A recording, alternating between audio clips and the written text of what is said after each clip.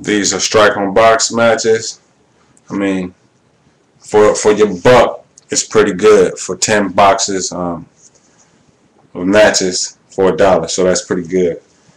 You're gonna need some kind of fire starter. Lighter works fine. Better, the more you spend, the better probably. You really want, which I haven't got for this certain pack right here right now. I haven't got like a flint strike or whatever, because I'm trying to make it manageable. A discounted pack for those people who really don't have the money to invest in and the more quality and high price items. So I'm trying to put a pack together for those who need it and need it now. Okay, you got matches. You have this right here. I have some hair grease. The container, I paid $1 for like 20 of them. $1 for like 20 of these containers. You can also put spices and salt, pepper, anything that you need to put in a container like this. You can put in that. What I did was put I had some hair grease laying around, and I stuffed cotton balls in there. The hair grease serves as a kind of like an really not an accelerant. It can't be an accelerant too, but it's an extender, and it extends the life of the fire. So you stick your cotton ball in the grease. It'll be better. I just use what I had at home, some hair grease, regular hair grease, but you might want to get some beeswax or Dax wave grease or something like that that's stiffer. And I will roll with the Dax because it's stiffer, and then you have the can. When you run out, you can use the can to make char cloth, and we'll get into that later. But yeah, so you can use this to start your fires. Definitely get a good fire going with that extender. Okay, what I did was I saw this flashlight tube and got it for $1 at the Dollar Tree. And what I did was I sealed it, made sure it was waterproof. Took some duct tape and wrapped it around the bottom of it, so just to store it basically. I also got duct tape for $1, and what I was going to end up doing was wrapping all of it around here, so that wouldn't take up that much space for having this roll, and I can just wrap it around there. So you want to kind of keep it simple, stupid, basically. What I did was I turned this into a tender, something to hold your tender. I stuff cotton balls down in there for your tender, or anything that you come across as good tender. You might make some char cloth, stuff it down in there, put matches on top of it, and just kind of as like a makeshift tender tube. So that was only $1. I think I ended up spending like at the Dollar Tree like 10 bucks, and that's most of this stuff we got out here. Okay, so that's your tender tube. You're gonna need a fire. Fire is important, especially when you have no electricity and you have no safe water to drink. So you're gonna need fire. Okay. Next is cover. What we have here, right here, what I got everything laid out on is a tarp. Paid $5 for it at Walmart. It's waterproof. You can use it as cover. You can use it as a blanket. You can actually make a kind of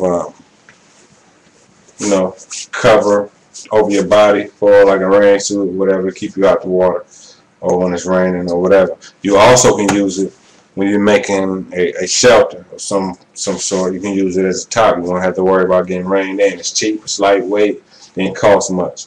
So you're going to want to get that. But any kind of tent, what falls on the cover is any kind of shelter, blanket, sleeping bag, tent, tarp, shelter, emergency space blanket, anything of that nature. You're going to want to get the MMS system, whatever you can afford basically. But you're going to need that cover to keep you out of the elements. Alright, we're going to move on to container. This is real important. The because if you can't get any drinkable water, if it's collapsed, you don't have any more water, you're gonna need a container, because when you come across water, you're gonna have to have something to put it in. Or when you carry in water, you're gonna have to have something to put it in. These clean canteens, they can be expensive. They also got cheaper ones, but get a good one that won't indent, that you can't push in, because I can set this right in the fire and boil my water and get drinkable water. So you may want to get 2 types of containers, because you're gonna have to transfer and do all that. So it's cool. These are cool. They work good. They probably cost a little more, but you know, it is what it is. You're gonna need something to contain water in. So that being said, I'm gonna move on to cargo. Okay, I showed you this right here as cover, the tarp. You can also use this, fold it up, right? You can use your cordage as some kind of bag. But if you can come across a book bag, some kind of book bag with like this, they got book bags in Walmart for cheap, or Goodwill for cheap, something like that. Use that so you can put your stuff in. That's what the cargo is for. Okay, we're gonna move on to compass. I haven't come across a cheap compass yet, something that I feel like is worth it. But at the same time, I have, but you know, compass. What basically, I'm gonna show you the compass real quick.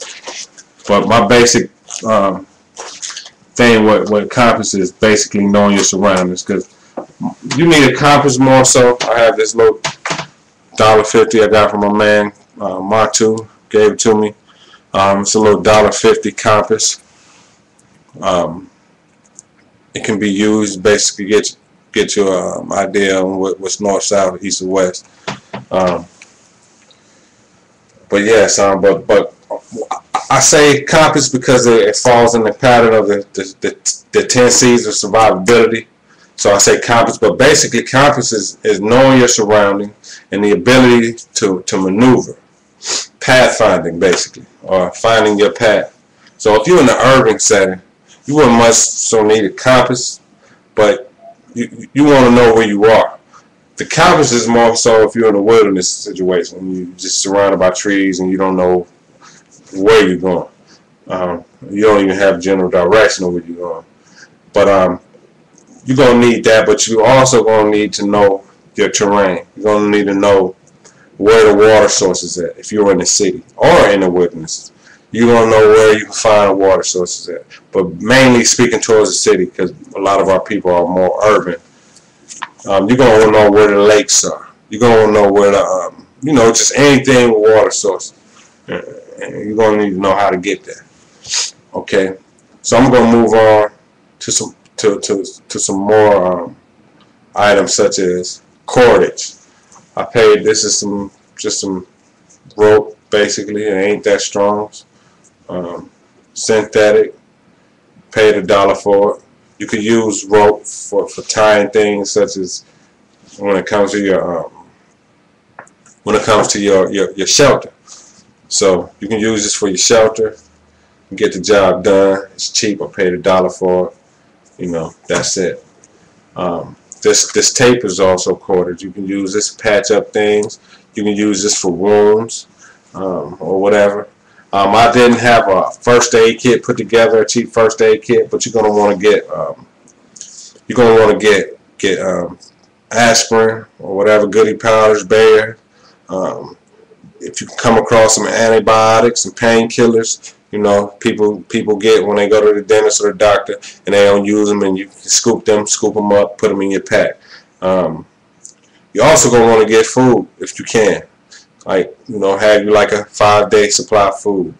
It could be ramen noodles and beef jerky. You know, that's a good meal. It's non-perishable, and you know, you can break up the beef jerky into the noodles and you got a meal, and it's tasty. Also, I've got these bungee cords. I paid $1 for them at the Dollar Tree. Use this for tying down your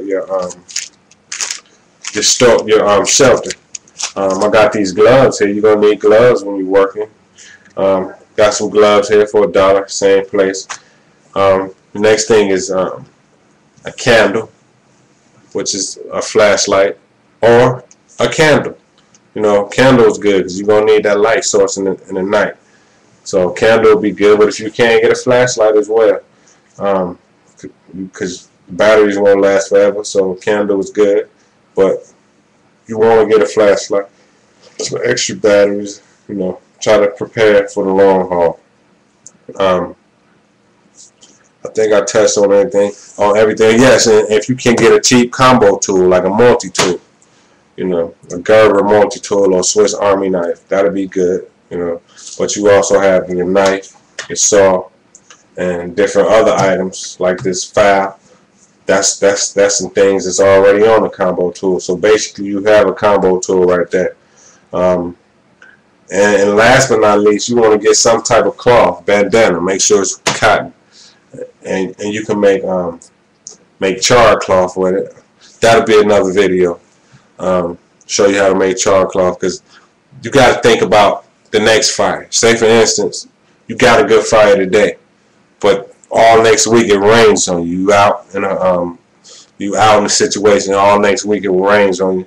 The matches get wet. The wood and all that is hard to, you know. Any tinder that you find out there is wet or whatever, and you're trying to have you something to start the fire easily. Char cloth would be what you want. Well, with that being said, I'm gonna end the video. Preparedness is key.